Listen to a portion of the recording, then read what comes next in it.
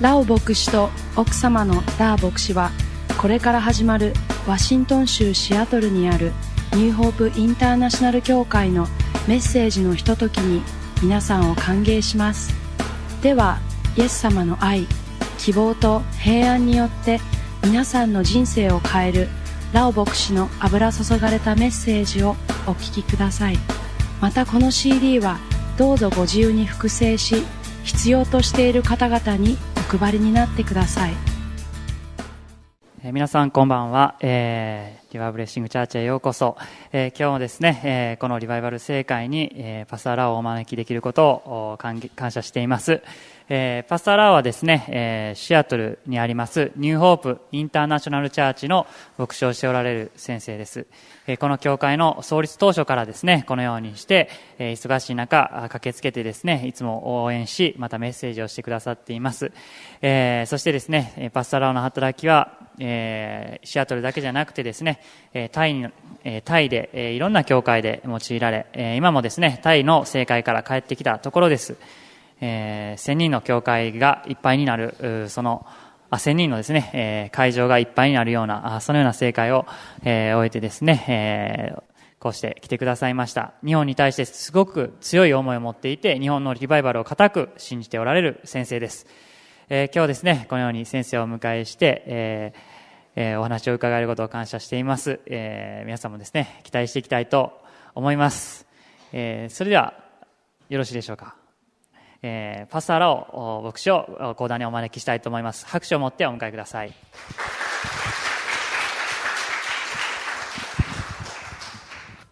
こんばんは。Is that right? こんばんは。ありがとうございます for having me here. 私をここに招いてくださりありがとうございます。I'm so glad to be back to visit all of you. 皆さんにまた会えることをとても嬉しく思います。And I have a great expectation that this weekend God will change your life. 今週末、神様が皆さんの人生を作り変えてくださることを期待します。We have thought of all of you a lot. 私たちは皆さんのことをよく思います。You are always in our prayer. 皆さんはいつも私たちの祈りに覚えておられます。We always talk about all of you. いつも皆さんのことを話します。And lift all of you up in our prayer meetings. 祈り会でも皆さんのことを覚えていつも祈っています。We still believe that God will continue to do mighty works in Japan. そして私たちはいつも神様が日本に対して素晴らしいことをなさってくださると信じ続けています。I know that God loves Japan. 神様は日本を愛しておられると信じています。And we will keep praying that eventually there will be a big revival in this land. いつの日にかこの地で大きなリバイバルが起こることを信じています。We will keep praying until we can see with our own eyes. いつかそれが見れることを信じています。I believe all of you love God very much. 皆さん神様を愛しておられるでしょうか。 That's why you came tonight to spend time together in the house of God. 皆さん神様を愛しているので今晩この篠宮に集っていることと思います。 It's such a great blessing to be in the house of God together. 篠宮に共に集えることはとても祝福なことです。 The worship song of Japanese language are very beautiful. 日本の賛美歌はとても美しいなと思いました。 I'm glad I can sing along with all of you. 皆さんと一緒に賛美できることすごく嬉しいです。 So tonight I would like to share the word of God with all of you. 今日皆さんと御言葉を分かち合いたいと思います。 The Lord kept speaking to me to feed His sheep. 神様は神様の羊を養い続けなさいと私に語り続けています。 I have a big burden to feed the spiritual food to God's people. 私は神様の人々に霊的な食べ物を与え続けたいという情熱を持ち続けています。 I spend hours and hours producing teaching materials. 教えるための CD などを作るためにたくさんの時間を割いています。 And recording the messages. そしてメッセージも録音しています。 We produce many hundreds of teaching for English and Thai. 英語とタイ語で何百もの教えを作ってきました。And I just came from Thailand and found out that the teachings are so popular that they put our teaching in the radio station everywhere in Thailand. 私はタイでこれを発見したんですけれども、タイで私のメッセージがとても人気になったので、ラジオでも放送されているということを聞きました。Many people from different cities came to tell me that they were sick and they got healed by listening to the Word of God. イエス様の主の御言葉を聞くことによって癒されたという報告をいろんなところから聞きました。One lady was dying from diabetes and high blood pressure and many other medical issues. ある女性が糖尿病や高血圧で死にかけているということを聞きました。The doctor sent her back home and say, "You go home and die." そのお医者さんはもうなすすべがないので、その女性家に送り返してただ死を待つようにと言いました。She received our teaching CD and started to listen. 彼女は私たちのメッセージ CD を聞き始めました。And she got healed. そして彼女は癒されました。So now she spread our CD all over the cities. なので彼女は今もう街中にその CD を配っています。I went to Thailand this time and there were, I think, 4 tribal people from the mountain.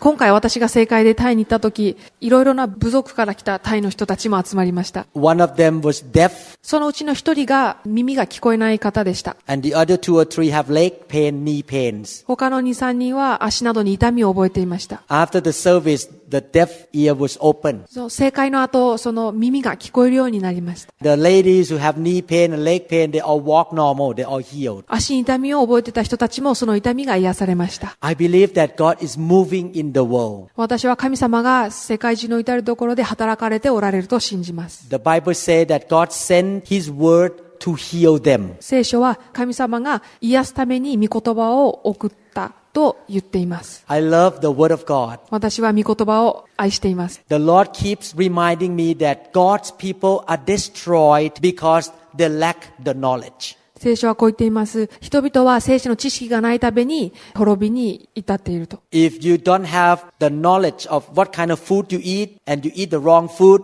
you can die. もし皆さんがそれが何かをわからないまま食べたら、それがもし悪いものであったとき、皆さんは死ぬ可能性もあるわけです。If I move to Japan and I don't know the law of Japan, because ignorance, I can do illegal thing and get into trouble. 私が日本にもし移住して、日本の法律知らなかったらば、違反することは大いにあるでしょう。The same principle is applied to our spiritual walk with God. 私たちが神様と霊的な歩みをする上でも同じようなことが言えます。When we don't know the Bible, we can be destroyed. 私たちが聖書のことを知らないと、私たちは、滅びに至ってしまう可能性があります。I listen to the word of God, the teaching all the time. I study and learn more and more. 私は御言葉をいつも聞き、常に学び続けています。Because I want to know what God says. なぜならば私は神様が何と言っているか知りたいからです。Today, I would like to share with you the subject of the laying on of hands. 今日私は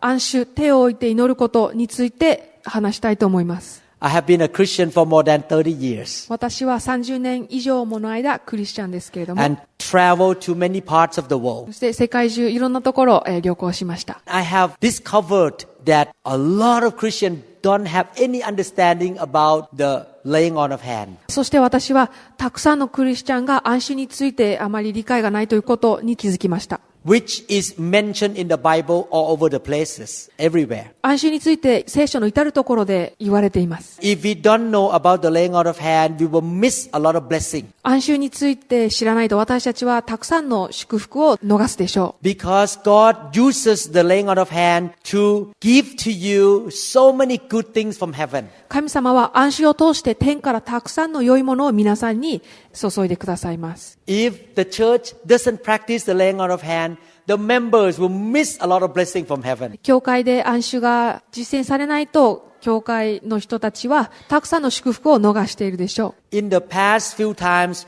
we learned that God used the laying on of hands to impart the blessing into people's lives. 前回の聖会では私たちは安守を通して神様が祝福を人々に分け与えるというメッセージをしました。We have learned that God used the laying on of hands for healing. また神様は安守を通して癒しを行うということも。And many people are sick in the world today. 世界中病気を持っている人はたくさんいます。God used our hand as a believer to lay hand on the sick and they get healed. 神様はクリスチャンの手を通して人々を癒されます。In this weekend, we're going to learn more about the laying on of hands. 今週末私たちは安息についてもっと学んでいきたいと思います。According to the Bible, God used the laying on of hands to impart the Holy Spirit into the believer. 聖書によると、神様はクリスチャンの安息を通して聖霊を分け与えるということを言っています。God wants to fill people with the Holy Spirit. 神様は人々を聖霊で満たしたいと思っておられます。Before I was filled with the Holy Spirit, my Christian life is at one level. 私が聖霊に満たされる前、私の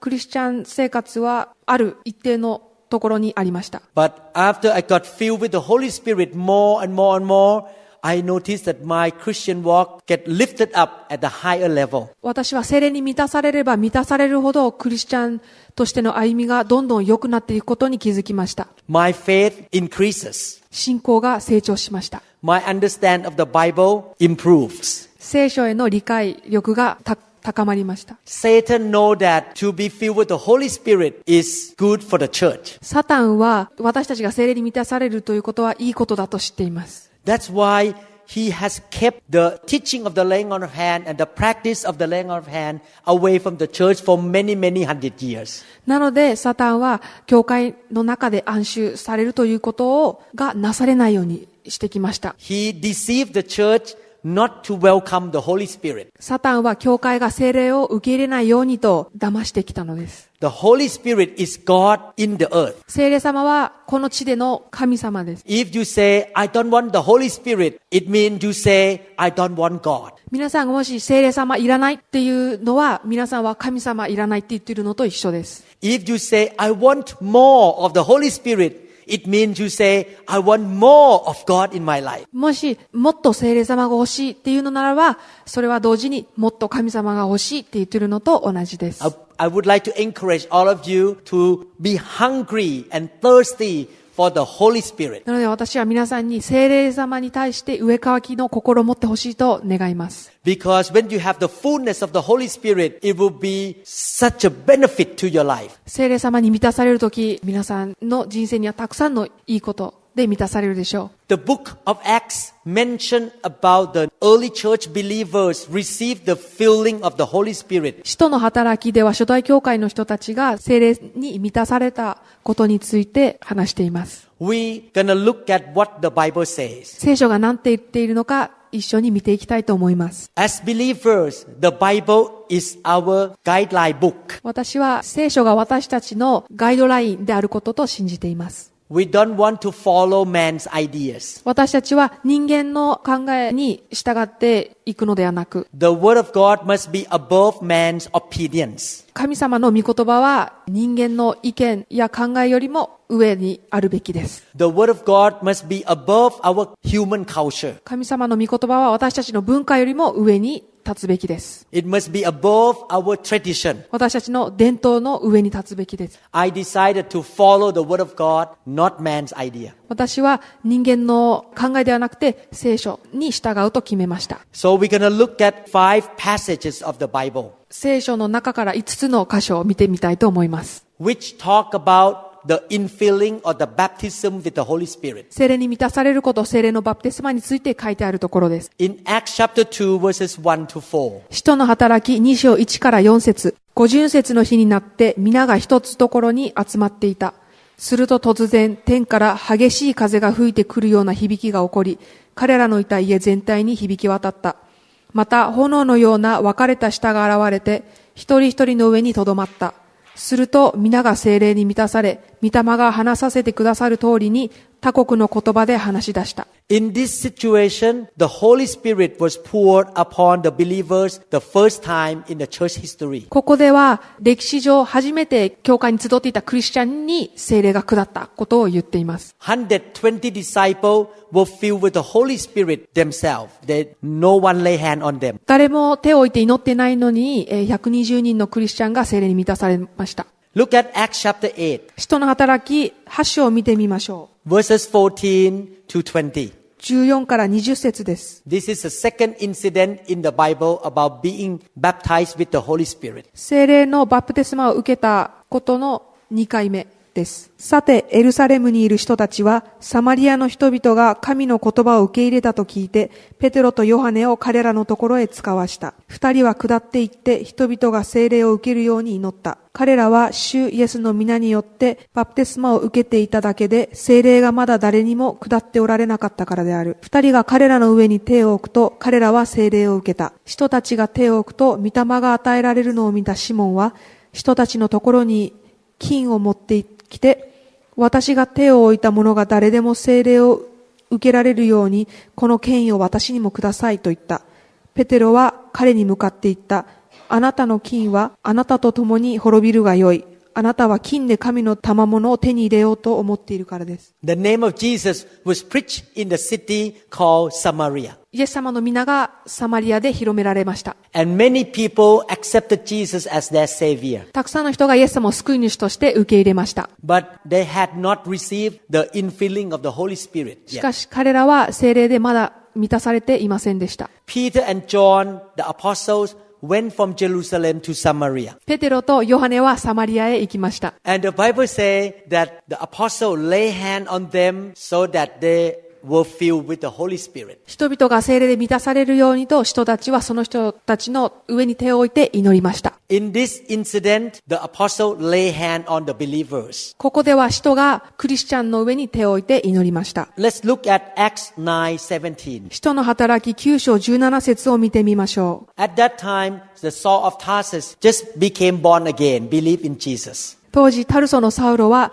イエス様を受け入れ救われたばかりでした。 God used a man named Ananias to lay hand on him. そしてアナニアは彼の上に手を置いて祈りました。そこでアナニアは出かけて行って、その家に入り、サウロの上に手を置いてこう言った。兄弟サウロ、あなたの来る途中、あなたに現れた主イエスが私を使わされました。あなたが再び見えるようになり、聖霊に満たされるためです。By the laying on of hands of Ananias, Paul was healed from being blind. アナニアに手を置かれて祈られるときに、サウロの目は見えるようになり癒されました。And he was also filled with the Holy Spirit. 同時に聖霊に満たされました。Let's look at Acts chapter 10, 44 to 46. 使徒の働き10章44から46節を見てみましょう。ペテロがなおもこれらの言葉を話し続けているとき、御言葉に耳を傾けていたすべての人々に聖霊がお下りになった。割礼を受けている信者でペテロと一緒に来た人たちは、異邦人にも聖霊の賜物が注がれたので驚いた。彼らが異言を話し、神を賛美するのを聞いたからである。そこでペテロはこう言った。Peter was sent by God to visit Cornelius and his household. 神様はコルネリオのところにペテロを使わしました。Cornelius and his family just received Jesus Christ that day. コルネリオとその家族はその日にイエス様を受け入れたばかりでした。They became brand new believers. 新しく生まれ変わったばかりでした。While Peter was preaching, the Holy Spirit came down and they were all filled with the Holy Spirit and spoke in tongues. ペトロが説教しているときに聖霊が一人一人に下って聖霊様に満たされ異言を話し始めました。No one lay hand on them. 誰も手を置いて祈っていませんでした。Let's look at Acts chapter 19 verses 1 to 6. 使徒の働き19章1から6節を見てみましょう。アポロがコリントにいた間に、パウロは奥地を通ってエペソに来た。そして幾人かの弟子に出会って、信じたとき聖霊を受けましたかと尋ねると、彼らは、いいえ、聖霊の与えられることは聞きもしませんでしたと答えた。では、どんなバプテスマを受けたのですかと言うと、ヨハネのバプテスマですと答えた。そこでパウロは、ヨハネは自分の後に来られるイエスを信じるように人々に告げて、悔い改めのバプテスマを授けたのですと言った。これを聞いたその人々は、主イエスの皆によってバプテスマを受けた。パウロが彼らの上に手を置いたとき、聖霊が彼らに望まれ、彼らは異言を語ったり予言をしたりした。In this incident, the disciples of John the Baptist received Jesus into their heart. バプテスマのヨハネの弟子たちは、これを通してイエス様を信じました。They became born again. 生まれ変わったのです。Apostle Paul lay hand on them and they were filled with the Holy Spirit. 使徒パウロが彼らに手を置いて祈ったとき、聖霊様に満たされました。 5 incidents in the Bible here about being filled with the Holy Spirit. 聖霊に満たされるということに関しての聖書の中の5つの出来事がここで話されています。 3 out of 5, God used the laying on of hands. 5つのうち3つの出来事では、神様は手を置いて祈るということを通して人々を聖霊で満たしました。The other 2 out of 5, it happened by God without anybody lay hand on anybody. 5つのうち2つは誰も手を置かず神様によって聖霊に満たされました。On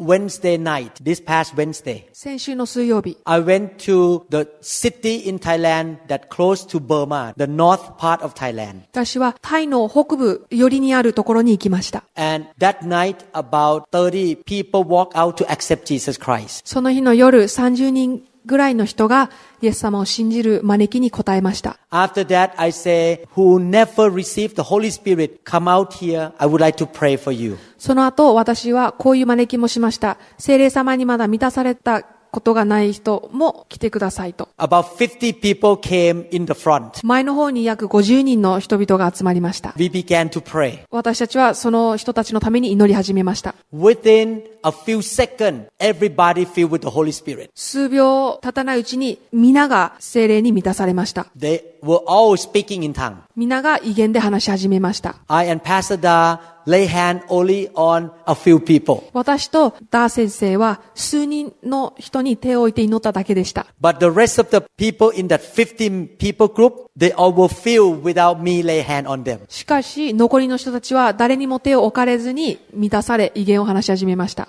When I was a new believer, a doctor from England lay hand on me. 私がまだクリスチャンになったばかりの頃、イギリスからの先生が私の上に手を置いて祈りました。 In around 1982 or 83. 1980年から83年のことです。 The Holy Spirit came on me and I spoke in tongues. 聖霊様が私の上に臨み、私は異言を話しました。 Pastor Da, a few years later, was driving her car in Seattle. 数年後、ダー先生がシアトルで運転している途中、 She asked the Holy Spirit to fill her the first time. ダー先生はその時初めて聖霊様に満たされるようお祈りしました。 No one else in the car. She was by herself. 誰も車の中にはいなくて、ダー先生だけでした。 The Holy Spirit came upon her. She spoke in tongue while she was driving. 聖霊様が彼女の上に臨んで、運転中に彼女は聖霊様に満たされて、異言を話し始めました。 So God can fill people through the laying on of hand or by himself. No one else get involved. 神様は手を置くことを通して、また誰にも手を置かれず、直接触れることによって、聖霊に満たすことをしてくださいます。In Acts chapter 8 verse 18, 使徒の働き8章18節、 when Simon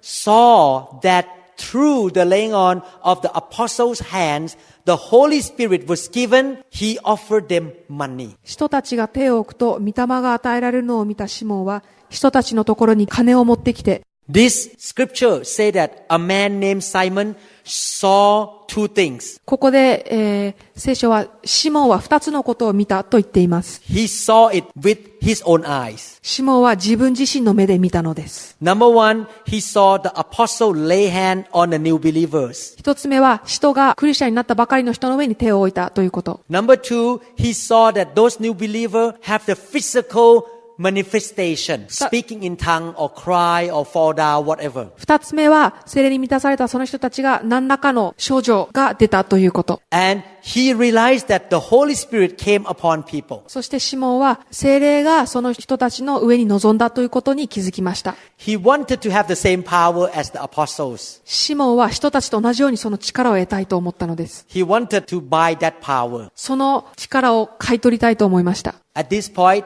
we can conclude that God uses the laying on of hand to impart the infilling of the Holy Spirit into people's life. 神様は人々を聖霊で満たすために手を置いて祈るということを用いられるということを私たちはここで見ることができます。There is one question that we should find the answer. 答えを見つけるべき一つの質問があります。The question is, should only the pastor lay hand for people to receive the infilling of the Holy Spirit, or any believer can do it? その質問というのは、牧師のみが人々が聖霊に満たされるためにお祈りできるのか、それともどのクリスチャンでもできるのかということです。Only the apostle or pastor can do the job, or any believer can do this job. 使徒や牧師たちのみがそういうことができるのでしょうか、それとも誰もができるのでしょうか。Let's look at what the Bible says. 聖書が何て言っているのか見てみましょう。Again, you remember in Acts chapter 9 verse 17, Ananias lay hand on the apostle Paul. 使徒の9章17節では、アナニアがパウロに手を置いて祈ったということが書かれていました。The Bible says that Ananias was just a disciple, not a pastor, not an apostle. アナニアは使徒や牧師ではなく、弟子のうちの一人でした。He was just a regular member of a church. アナニアは教会員のうちの一人に過ぎませんでした。Let's look at Mark chapter 16, 17 and 18. マルコ16章17から18節を見てみましょう。The Bible says that, and these signs will follow those who believe.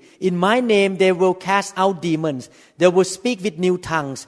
They will take up serpents, and if they drink anything deadly, it will be by no means hurt them. They will lay hands on the sick, and they will recover. 信じる人々には次のような印が伴います。すなわち、私の名によって悪霊を追い出し、新しい言葉を語り、蛇をもつかみ、たとえ毒を飲んでも決して害を受けず、また病人に手を置けば病人は癒されます。These words were spoken by Jesus himself. この言葉はイエス様ご自身が語られました。He said that any believer, not only the pastor, not only apostle, any believer who went out to preach the gospel and lay hand on people, the people will get healed and people can speak in tongues. イエス様はリーダーや牧師、使徒たちというのではなくて、イエス様を信じるどんな人々も手を置いて祈れば人々は癒され、また聖霊に満たされることができると言っています。For example, you may be an 18-year-old student in a university. 例えば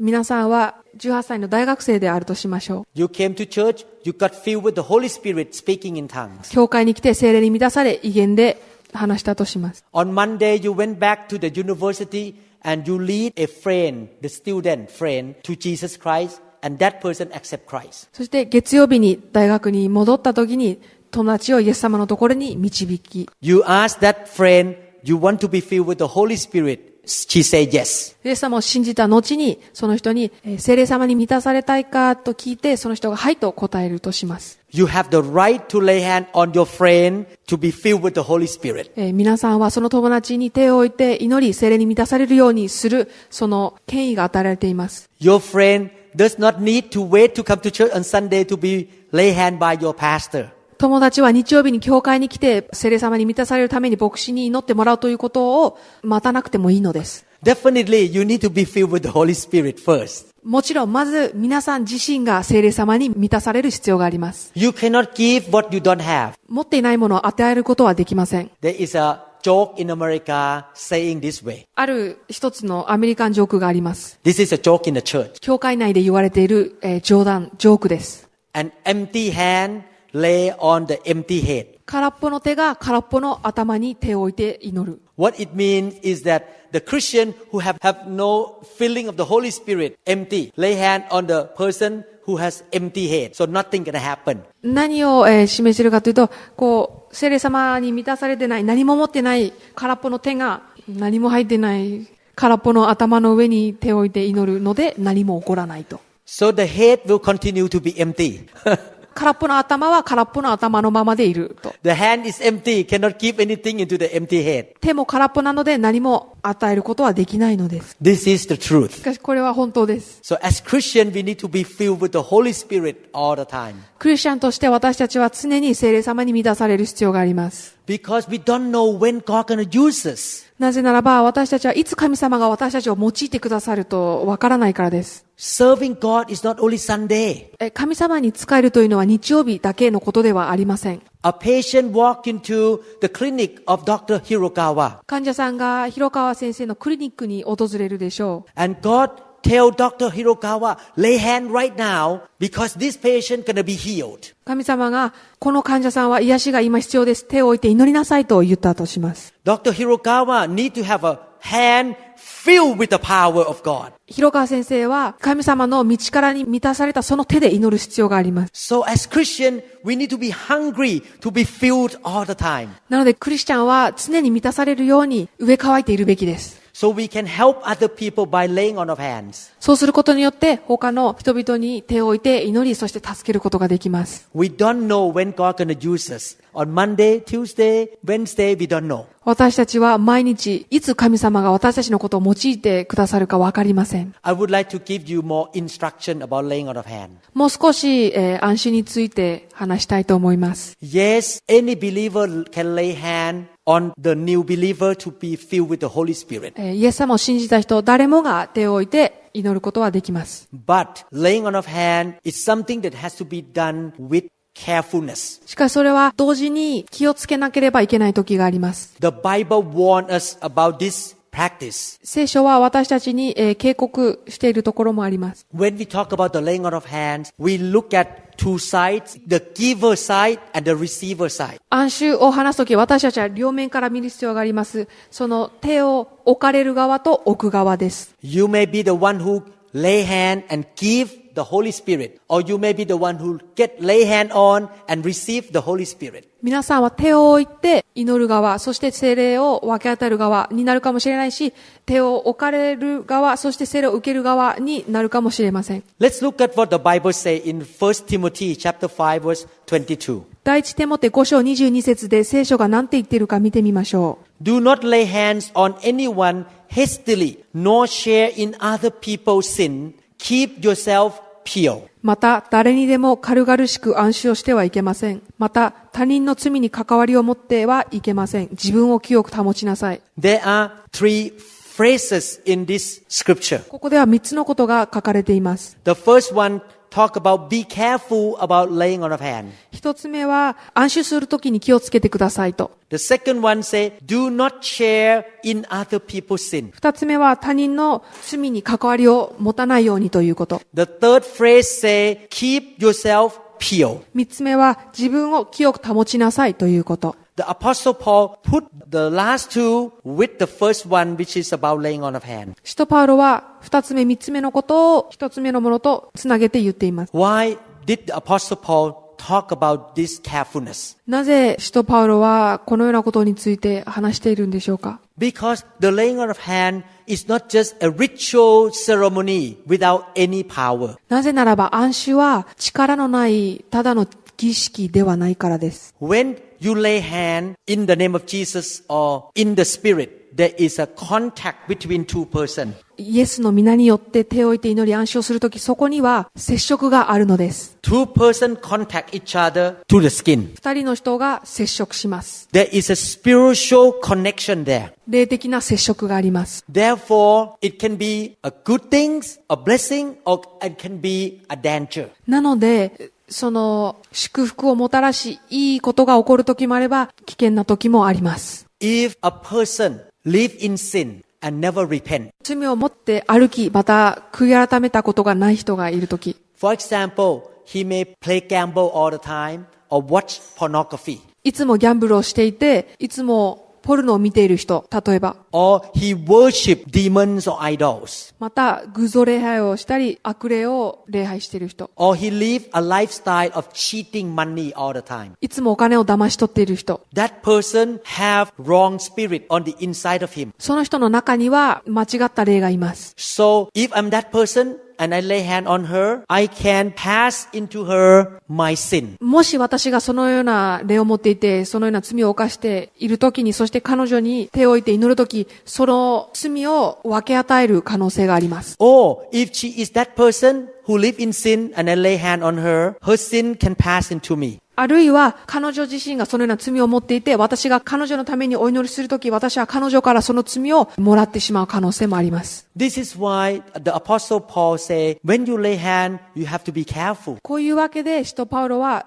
安息をするとき気をつけなさいと言っているのです。Well, don't be scared yet. しかし怖がらないでください。I want to teach you how to protect yourself and how to do the right thing in the laying on of hand. 安息をするときにどのようにして皆さんが自分を守り、正しい方法で行えばいいのかを教えたいと思います。I want to talk about on the side of you who's going to lay hand first. まず最初に手を置いて祈る側について話したいと思います。So, if you are the one who's going to lay hand on people, these are the advice. 手を置いて祈る側になるとき、今から言うことが私からのアドバイスです。Number one, you don't practice the laying of hand carelessly. You have to take it seriously. 一つ目は、軽々しく暗視をしないということです。You need to pray and ask God with a humble heart. 謙遜な心を持って神様にまず祈り求めます。You ask the Holy Spirit to guide you what to do. Don't do it out of your own flesh. 肉の思いによってそれを行うのではなくて、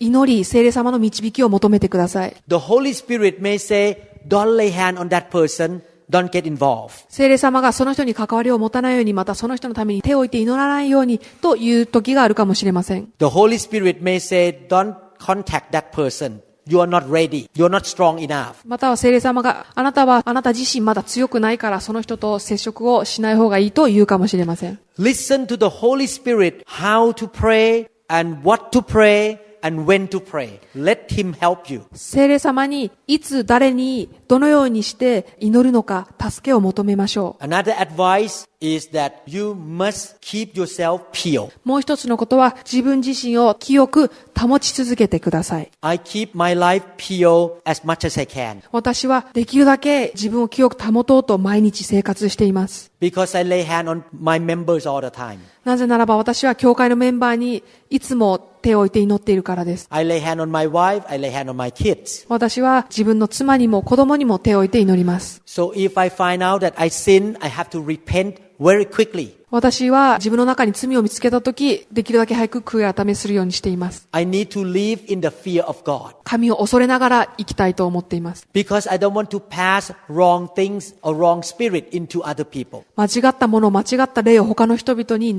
したくないからです。 The third advice, 三つ目のアドバイスは、 you need to always submit to God. いつも神様に従います。 When God say turn right, 神様が右に曲がれと言ったら、 you turn right. 右に曲がるのです。 When God say turn left, 神様が左に曲がれというのならば、 you turn left. 左に曲がるのです。 You always obey and submit to God. 常に神様に従うのです。 Because the Bible say in the book of James that when you submit to God, you can resist the devil. ヤコブでは神様に従うとき、悪魔に立ち向かうことができると聖書では言っています。 When I travel in the world, I lay hand on thousands of people. 私が世界中を正解で旅するとき、何千人もの人に手を置いて祈ります。 Last Saturday, I lay hand on about 1,000 people. 先週の土曜日、私は約1000人の人の上に手を置いて祈りました。I walk close to one lady. その中で私は一人の女性に歩いて行きました。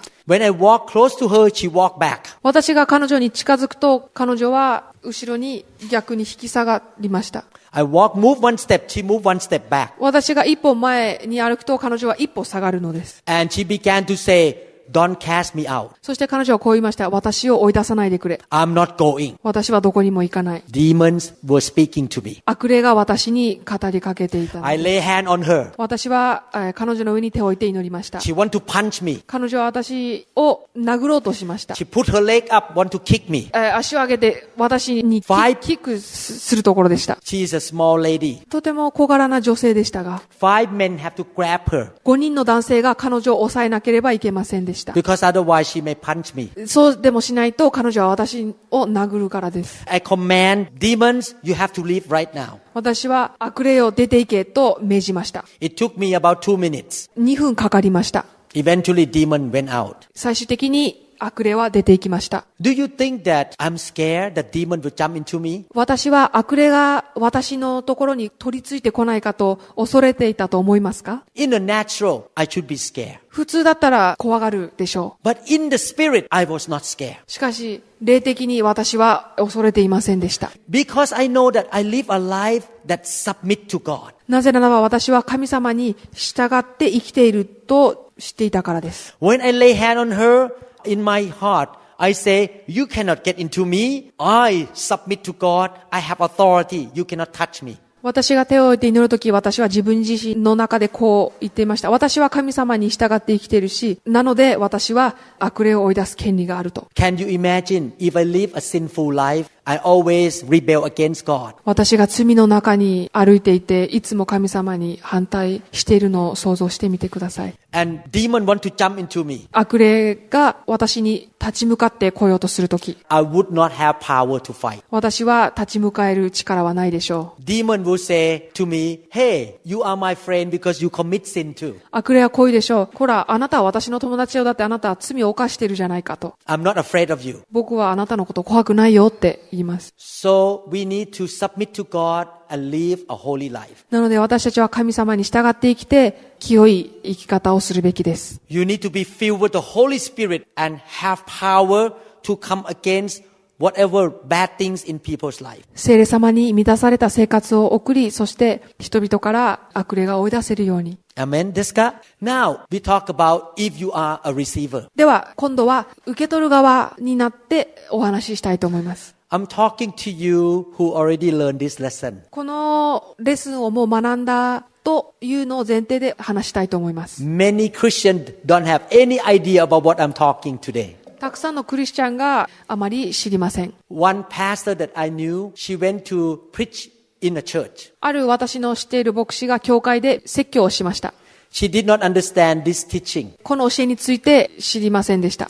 She was sitting on the table to eat lunch. 彼女はお昼を食べていました。This is a woman pastor. 女性の牧師でした。The pastor of that church that invited her to come, lay hand on her while she was sitting. その女性を講師として招いた教会の牧師が、彼女がお昼ご飯を食べている時に後ろに行って手を置いて彼女のために祈りました。Right after that, she began having severe headache. その後彼女は頭痛を持ち始めました。She became sick. 病気になりました。And she found out later on that that pastor was living in sin. 後に彼女はその手を置いて祈ってくれた牧師が罪の中を歩いているということを発見しました。That pastor put in wrong spirit into her. She didn't know. 彼女は知りませんでしたが、その牧師が彼女に間違った霊を分け与えたのです。In my church, New Hope International Church, we don't practice this way that we allow people to lay hand on each other in the service. 私の教会、ニューホープインターナショナルチャーチでは、礼拝ではお互いが手を置いて祈るということはしません。Because I don't know who sit next to my member. なぜならば、教会委員の隣にどのような人が座っているかわからないからです。This really happened in churches. このようなことが本当にいろんな教会で起こっていますが、This is a true story. One lady went to a church and another person that she doesn't know at all lay hand on her and that person has arthritis, joint pain. これは本当の話なんですけれども、ある女性がある教会に行って、ある方に祈られたんですけども、その祈ってくれた人は関節痛を持っていました。After that lady lay hand on her, she began having joint pain. 関節痛を持った人に祈られた時、その祈られた女性が関節痛を持つようになりました。A wrong spirit jumped into her. 間違った霊が彼女に移ったのです。This is a problem. これは問題です。So, number one, what you learn is don't let anybody that you don't know lay hand on you. そう、一つ目は知らない人には手を置いて祈られないように。Don't let stranger that you don't know their life lay hand on you. その人の生活を知らない見知らぬ人から、暗視を受けないように。If you are in the same church and you know the person life well, that he is godly, fear God, it's okay. 同じ教会にいて、お互いのことを知っていて、その人が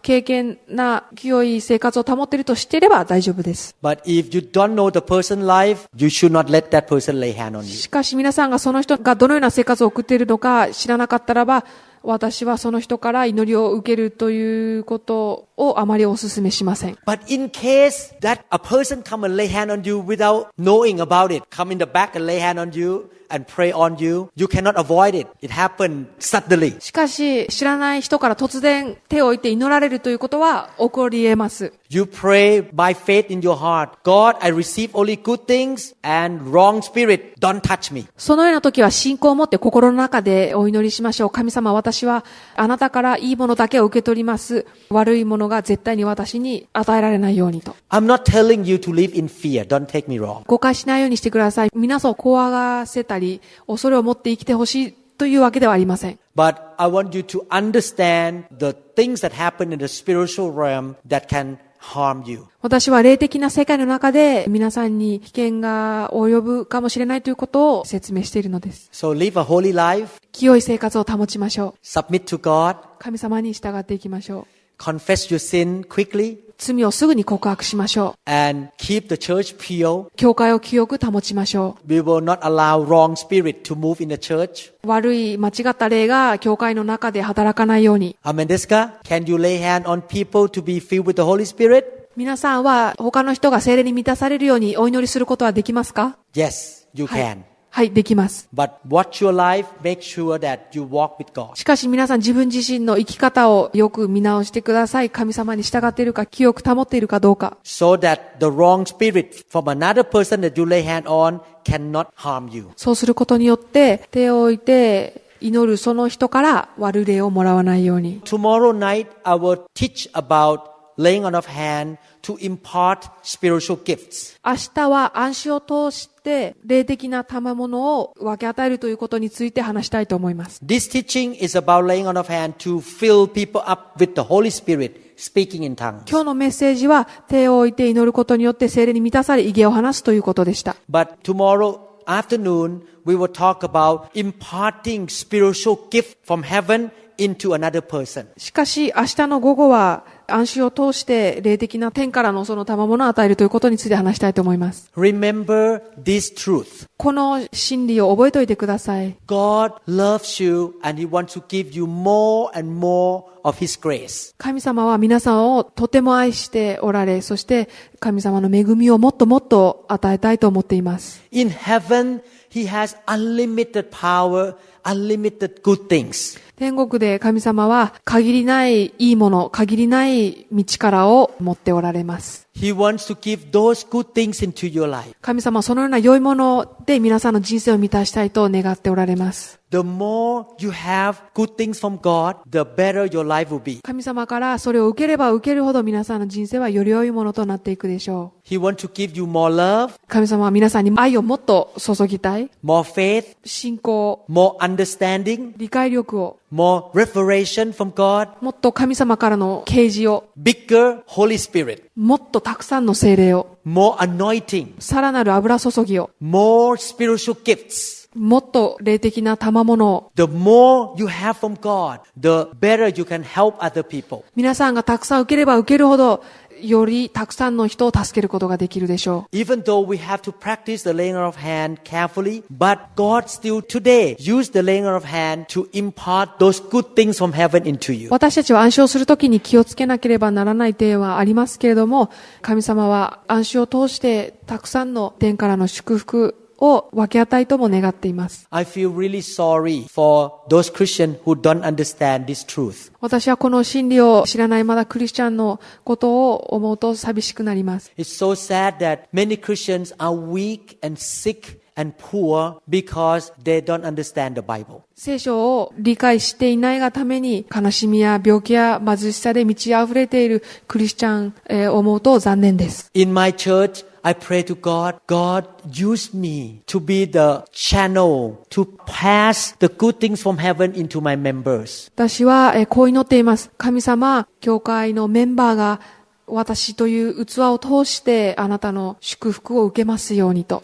Because you love them. なぜならば彼らを愛しているからです。You want to give to them. I want to be the vessel to impart those good things to my members. 彼らを愛しているので、私というこの器を通して祝福が流れていくことを願っています。I pray to God, please use me to bring more healings to people's body. 私はこのようにも祈っています。主よ、あなたが癒しをもたらしてくださいますようにと。Please give me more power so that I can go out and set the captive free. たくさんの人々を解放することができるように私にもっと力を与えてくださいと。I want you to use me. 主よ、私を用いてください。I carefully live my life in a holy way. 自分を清く保ち、神を恐れていきますと。I don't want to hurt anybody. 誰も傷つけたくありません。 I want to be a clean vessel for God to use to bring the blessing to people. 人々に祝福をもたらす神様に清められた器として用いられたいのです。And God still use our hand to do that. 神様は私たちの手を用いてそれをしてくださいます。If you read the story of Jesus in the four gospel, 4つの福音書の中でイエス様の歩みを見るとき、you will see that Jesus always lay hand, touch, lay hand, touch, touch, touch all the time. イエス様は人々に手を置いて祈り安心をし、また触れて、本当触れて、そのような箇所をたくさん見ることができます。The Apostle Paul lay hand a lot. 使徒パウロも手を置いてたくさん祈りました。If the church leaders live a holy life and practice the laying on of hands, the members will be blessed. 教会のリーダーが清く保ち、また手を置いて祈るとき、教会のメンバーも祝福されるでしょう。A lot of members in Thailand who are under my care came to me and say, since we come to church, our life is much better now, financially, health, everything. 私の元にいるタイのたくさんの教会は、私のところによく来てこうやって話してくれます。教会に来てから私の人生は変えられて、また祝福されてきましたと。So much blessing たくさんの祝福です。 because we practice the Bible. なぜならば私たちは聖書を実践していくからです。So when I lay hand on you today, 今日私が皆さんに手を置いて祈るとき、and you have never been filled with the Holy Spirit, また聖霊様にまだ満たされたことが一度もない人、 and you feel that God is moving into your body, 神様が皆さんのうちに働かれていると感じるとき、 you open your mouth and speak in tongues. 口を開けて威厳を話してください。 Even though you don't understand, it's okay. 皆さんが理解できなくても大丈夫です。 It's a heavenly language. 天国の言葉だからです。 God gives good gifts to you. He doesn't want to hurt you. 神様は皆さんを傷つけるようなことはしません。いいものだけを与えてくださいます。 If God makes you cry, just go ahead and cry. 神様が皆さんを泣かせるような時、気にせず泣いてください。 If you feel that you want to scream, 叫びたいと思うならば、 that is usually the sign of deliverance. God wants to push demon out of you. 大抵の場合そのような時、叫びたくなるような時は解放の時です。悪霊が出てっているのです。 Instead of screaming or yelling, you cough them out. 叫んだりする代わりに咳をする人もいるかもしれません。 2 weeks ago, one of my members texted me the message that I have been a Christian for a few years, but I still addicted to gamble. 2週間前、私の教会員が私にこのようなメールを送ってきました。私はクリスチャンになって数年間経ちますけれども、どうしてもギャンブルがやめられないと。I did not answer her text. 私は、彼女のメールに返信しませんでした。 But I was thinking in my heart, this Friday, this demon has to go out. この金曜日、この悪霊がこの人から出ていかなければならないと心の中で思いました。She came to the church service that Friday. その金曜日に持たれている集会に彼女が来ました。I lay hand on her. 彼女に私は手を置いて祈りました。Suddenly, a lot of demons come out of her. 突然、たくさんの悪霊が彼女の中から出ていきました。On Sunday, she came back to church. 日曜日に彼女がまた教会に戻ってきたとき、She said, I am free now. 彼女は私は今はもう自由ですと言いました。I don't have the desire to go back to gambling anymore. 私はもうギャンブルをしたいという思いがなくなりました。Can you imagine if my church doesn't practice the laying on of hand? 私の教会が暗視をしないのならば、This member would be addicted to gambling until she died. このメンバーは一生ギャンブル中毒でしょう。Or maybe some member have a trace of cancer in their body. A small group of cancer cell in their body. あるいは他のメンバーは癌の細胞が体の中にあるとき、 And we never lay hand on people. The cancer gonna grow and they will die. そして私たちが手を置いて祈らず追い出さないと、その細胞はどんどん大きくなっていくでしょう。 But when we lay hand, we command all the bad things to go away by the power of the Holy Spirit. That person will live until 120 years old. しかし私たちが手を置いて祈り、聖霊様の力によって祈るとき、彼女は長く生きるでしょう。 Now you can see that the church that doesn't practice the laying of hand miss a lot of blessing. 暗視をしない教会はたくさんの祝福を逃すでしょう。 It's in the Bible. 暗視というものは聖書に書かれています。 And we should learn how to lay hand and learn how to receive the blessing from the laying of hand. 私たちは手を置いて祈ること、また置かれて祈り、また祝福を受けることを学ぶ必要があります。 When you come out to be lay hand on, you should receive by faith. 皆さんが手を置かれて祈るとき、信仰を持って受け取ってください。 Your eyes focus on God, not on man. 注意を人に向けるのではなくて、神様に向けてください。 And open your heart to receive. 心を開いて受け取ってください。 Don't try to use your brain to analyze. 頭を使って分析しないように、 You receive by your heart. 心で受け取ってください。 It's about faith. これは信仰によるものです。 It's about hunger. 上乾きを持って。Sometimes people lose strength and fall down. 時々人々は祈られるとき、力を失って倒れます。 So if you feel that way, you just go ahead and fall. そう感じるならば、どうぞご自由に倒れてください。 Because falling down is a sign of surrender. 倒れるということは、明け渡すということも示しています。 But sometimes people purposefully fall down so that they can spend time with God on the floor. たまに、人々は自分の意思で倒れることもあります。 So they have more time with God because standing, you get tired. ずっと立ってると大変なので、こう倒れることによって神様ともっと時間を過ごすためです。 In the Bible, when people meet God, they all fall to the ground to show submission and humility. 聖書では、主の前で倒れるということは神様に従い、謙遜になるということの表れ。But if you don't fall, it doesn't mean that you are not a good Christian. しかし、皆さんが倒れないからといって、良いクリスチャンでないということではありません。Falling or not falling is not a sign of maturity. 倒れるか倒れないかというのは、クリスチャンの成熟さを表すものではありません。But the key is don't fight with God. If God moves, we yield. 大切なのは、神様に抵抗しないこと、神様がなすこと、それに明け渡すということです。The more you yield, the more God can move and do things in your life. 神様に明け渡せば明け渡すほど神様は皆さんの人生にたくさん働かれます。God is a gentleman.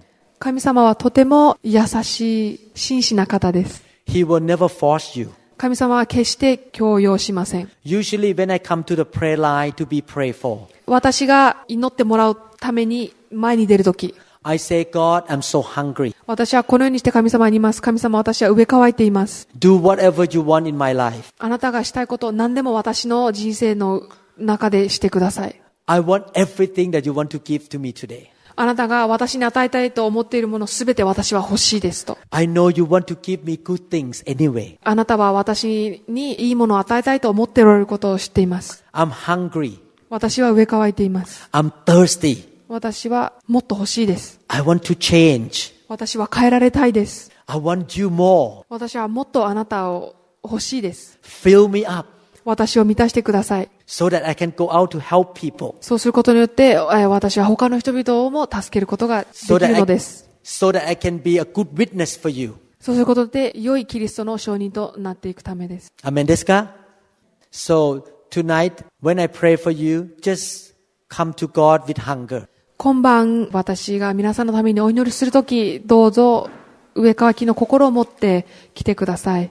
Ask the Holy Spirit to fill you up. 聖霊様に満たしてくださるようにお願いしてください。 Don't worry about other people, what they think about you. 他の人がどのように思うかは気にせずに、 It's between you and God. これは皆さんと神様の間のことです。 I want to say one thing and I hope you don't get mad at me. これから一つのことを言いますけど、お怒りにならないことを願います。 I noticed one thing in Japanese culture. 私は一つ日本の文化で気づいたことがあります。 Sometimes we care too much about what other people think about us. 周りの人が自分のことをどう思うか気にしすぎているところがあると思います。 Therefore, you are so concerned that if God touch you, what other people gonna think about me? 神様が私に触れて何か起こったとき、他の人が何て思うかなって心配するのです。 If you fear man more than God, 神様よりも人を恐れるとき、God cannot use you that much. 神様は皆さんのことを大きく用いることは難しいです。 Great people who have been used by God fear God more than man. 神様に用いられたたくさんの素晴らしい人は人よりも神様を恐れました。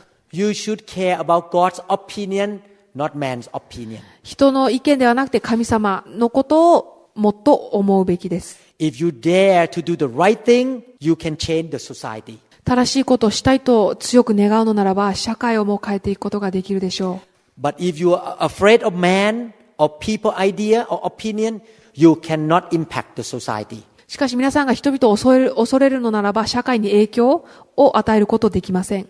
This society needs Jesus. 社会はイエス様を必要としています。 God is looking for Christians in Japan who stand up and say, I gonna fear God more than man. 神様は日本のクリスチャンの中で、私は人よりも神様を恐れるというふうに立ち上がる人々を探しておられます。I will surrender to God and make God use me. 私は神様に全てを明け渡し、神様に用いられようというそのような人を神様は探しています。And revival will happen in Japan. そして日本でリバイバルが起こるでしょう。Revival must start in you first. リバイバルはまず皆さん自身から起こる必要があります。That you fall in love with Jesus. 神様の愛に触れられて、And you're hungry for God.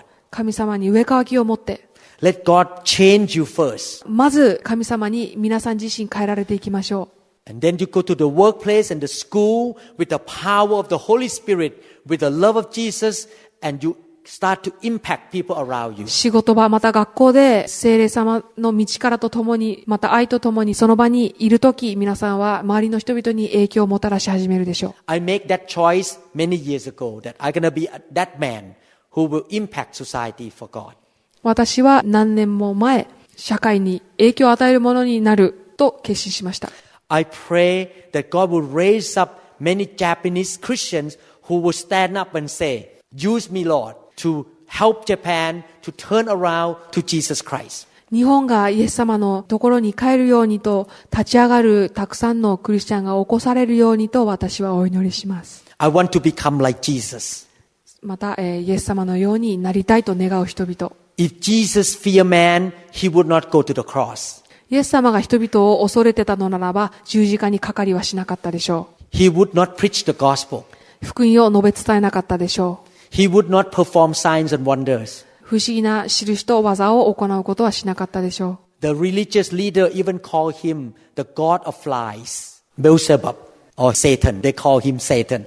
宗教リーダーたちもイエス様が悪霊の頭によって奇跡と印を行っているとイエス様を批判しました。One title of Satan is the god of insect or the god of flies. サタンの肩書きのうちの一つはハエの王です。People look down on Jesus that you are working for Satan.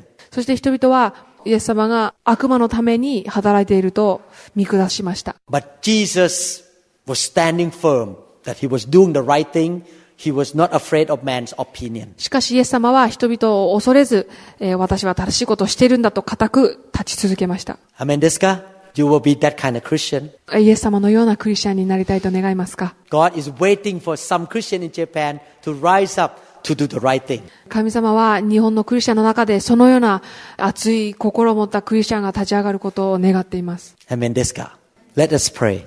お祈りしましょう。 Father in heaven, 天のお父様、I pray, Lord, that you will touch your people today. 今晩あなたが皆さんを触れることをお祈りします。You will fill them with the Holy Spirit. 聖霊で満たしてください。You will, Lord, use your people in this room to bring your love to this society. 主よ、この社会に愛をもたらすために今日ここに集った一人一人に触れ用いてください。Help us to be hungry for you, Lord. 私たちにもっとあなたへの植え替きの心を与えてください。Pour out your fire upon your people. あなたの火を一人一人に注いでください。In Jesus' name we pray. イエス様の皆によってお祈りします。 Amen. アーメン。 Thank you, Jesus. 主を感謝します。 Hallelujah. Thank you, Lord. So, I will not force you. If you want me to pray for you, we're going to pray for you here. 皆さんに押し付けたりはしません。祈りを受けたい方はここに残ってお祈りを受けてください。 Come with hunger. 植え替きの心を持って来てください。このメッセージが皆さんに語られたことを期待します。ニューホープインターナショナル協会についての情報や他のメッセージ CD にも興味がある方は 1-206-275-1042 までご連絡ください。また協会のホームページのアドレスは www.newhic.org です。ぜひご覧ください。